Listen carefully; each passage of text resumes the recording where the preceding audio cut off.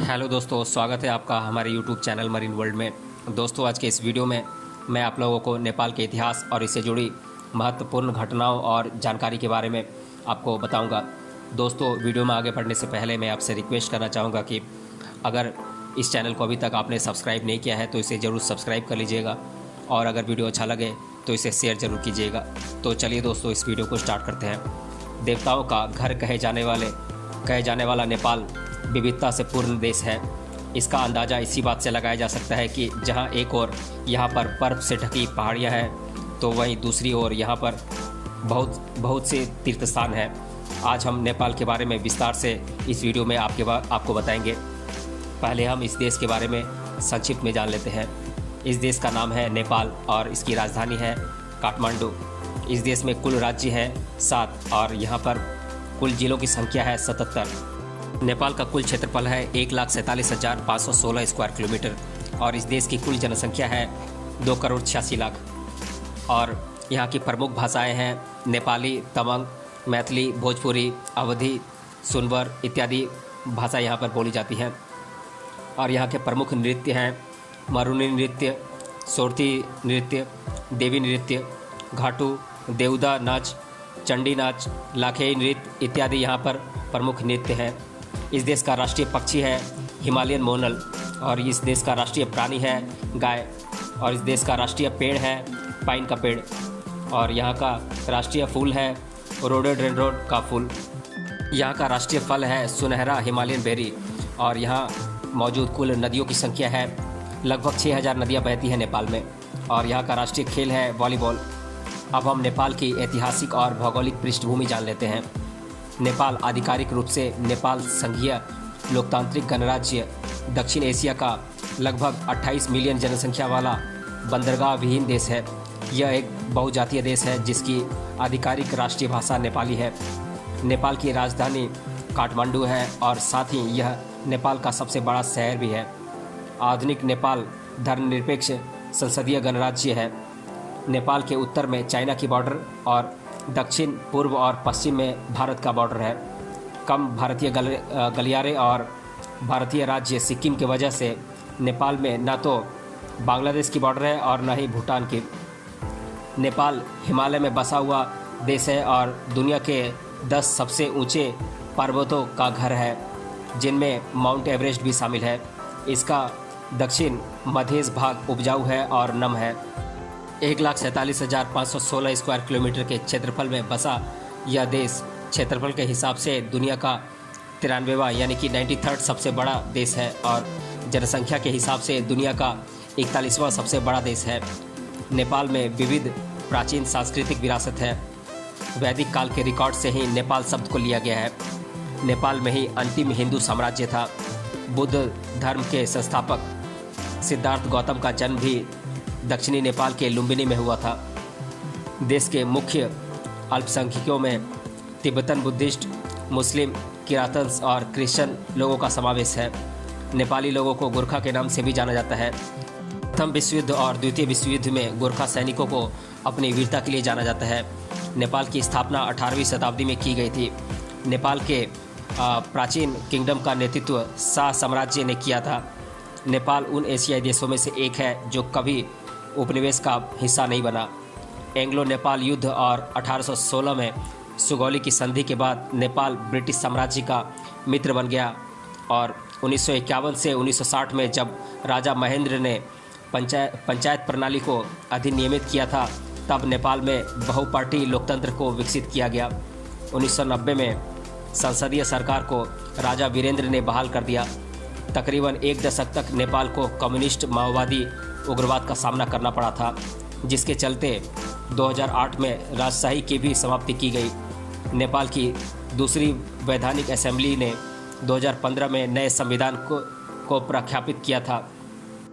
वर्तमान में नेपाल की मुख्य राजनीतिक पार्टियां हैं कम्युनिस्ट पार्टी, सोशल डेमोक्रेट्स और हिंदू राष्ट्रवादी पार्टी इत्यादि। नेपाल सरकार ने 7 संघीय प्रांतों में लोकतंत्र के प्रतिनिधित्व का ढांचा बनाने का भी काम किया है। नेपाल एक विकासशील देश है और 2014 के ह्यूमन डेवलपमेंट इंडेक्स में नेपाल का 145वां स्थान था। साम्राज्य से गणतंत्र में परिवर्तित होने के लिए नेपाल को कड़ा संघर्ष करना पड़ा था। इन चुनौतियों के बावजूद नेपाल ने सराहनीय विकास किया है और सरकार ने सन 2022 तक नेपाल को कम विकसित देशों से हटाकर विकसित देशों में शामिल करने का दावा किया है। नेपाल की भारत और यूनाइटेड किंगडम के साथ अच्छी दोस्ती है और साथ ही यह सार्क का भी संस्थापक सदस्य है। साथ ही यह देश यूनाइटेड नेशन और बिम्स्टेक का भी सदस्य है। नेपाल की गिनती दुनिया के महत्वपूर्ण देशों में की जाती है। अब हम नेपाल की प्रमुख जनजातीय समुदायों के बारे में जान लेते हैं। इस देश का अधिकतर हिस्सा प्राकृतिक सुंदरता और हिमालय के पर्वत श्रेणियों के अंतर्गत बसा होने के कारण शुरू से ही देश में विभिन्न जनजातीय विशेष का यहाँ पर अधिवास रहा है। नेपाल की ऐतिहासिक और सामाजिक पृष्ठभूमि को देखें तो यहाँ के आम जीवन पर सभी जनजातियों का विशेष प्रभाव दिखाई देता है। आमतौर पर नेपाल में मगर, थारू, क्षेत्री, तमंग, कामी, नेवार, लिम्बू, गुरुंग, मल्लाह, केवड़, कुर्मी, धनुक, कानू, सरकी, बराई, मांझी, राई इत्यादि जनजातियाँ देखने को मिलती हैं। अब हम नेपाल की प्रमुख भाषाओं के बारे में जान लेते हैं। जैसा कि मैं आप लोगों को पहले ही बता चुका हूँ कि नेपाल में विभिन्न जनजातीय समुदायों का अधिवास है, जिस वजह से इनमें से अधिकतर जनजातियों की खुद की अपनी स्वतंत्र भाषा है। वैसे तो नेपाल में प्रमुखता से बोली जाने वाली भाषा है नेपाली, जिसे राष्ट्रभाषा और आधिकारिक भाषा का भी स्थान प्राप्त है। बात करें नेपाल में प्रयोग की जाने वाली अन्य भाषाओं की तो देश में मैथिली, तमंग, थारू, भोजपुरी, वज्जिका, अवधी, उर्दू, दोतेली, मगर, सुनवर आदि भाषाओं का अधिकतर प्रयोग किया जाता है। अब हम नेपाल के प्रमुख भोजन के प्रकारों के बारे में जान लेते हैं। माना जाता है कि नेपाल का भोजन काफ़ी स्वादिष्ट और हल्का होता है, जो कि पाचन के लिए भी काफ़ी बेहतर होता है। अगर आपको नेपाल जाने का मौका मिले तो वहाँ के खान पान से परिचय होना आवश्यक बन जाता है। इसी बात को ध्यान में रखते हुए मैं आप लोगों को यहाँ के प्रमुख भोजनों के बारे में एक एक कर आप लोगों को बता देता हूँ। यहाँ के प्रमुख भोजन हैं क्वाटी, चोइला, सेल रोटी, गुंद्रुक, योमारी, सेकुवा, सुकुती, दाल भात, बाजी, मोमो इत्यादि। अब हम नेपाल देश की संस्कृति और सामाजिक परिवेश को जान लेते हैं। एशिया महाद्वीप में मौजूद प्राचीन देशों की सूची में चीन, भारत की तरह नेपाल का भी स्थान लगता है। हिमालय पर्वत श्रेणी तथा प्राकृतिक सुंदरता से घिरे हुए इस देश का सामाजिक परिवेश काफ़ी शांतिपूर्ण और आध्यात्मिक है। नेपाल में मौजूद प्रमुख धर्मों में हिंदू, बौद्ध, मुस्लिम, किरान तथा ईसाई धर्म का पालन करने वाले लोग शामिल हैं। यहाँ पर अन्य धर्मों की तुलना में हिंदू धर्म को मानने वाले लोगों की संख्या सर्वाधिक है। प्राचीन काल से चली आ रही सनातन हिंदू धर्म की मान्यताओं का प्रभाव नेपाल में अधिकता से देखने को मिलता है। इसी तरह गौतम बुद्ध के जीवन से संबंधित लुम्बिनी स्थान भी नेपाल में मौजूद होने के कारण बौद्ध धर्म को मानने वाले लोगों का अधिवास भी यहाँ अच्छा खासा देखने को मिलता है।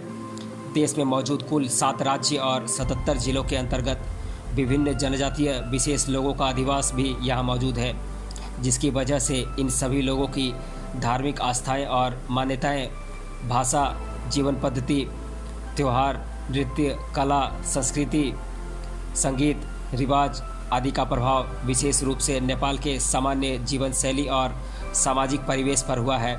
वैसे तो अधिकतर बार आपको देश में हिंदू धर्म के अनुसार धार्मिक क्रियाकलाप देखने को मिल जाएंगे, जिसमें त्यौहार आदि शामिल होते हैं। इसके अलावा अन्य खुशी के मौके जैसे शादी, नामकरण, जन्मदिन आदि को भी इसी के अनुसार संपन्न किया जाता है। पर विशेष जनजातियों के स्वतंत्र जीवन पद्धति और मान्यताओं की वजह से यहाँ पर कुछ हद तक मिश्रित संस्कृति और सामाजिक जीवन के दर्शन हो जाते हैं। इस देश ने सभी धर्मों को धार्मिक स्वतंत्रता और सामाजिक अधिकार दिए हैं, जिसका कुल परिणाम ये हुआ है कि धार्मिक सौहार्द के साथ साथ शांति तथा प्रगति के मार्ग पर अग्रसर नेपाल आज हमें देखने को मिलता है। नेपाल में कुल 40 जनजातियाँ मौजूद हैं तथा 10 से भी अधिक भाषाओं को आमतौर पर यहाँ पर बोला जाता है, जिसमें नेपाली भाषा प्रमुख आधिकारिक भाषा है।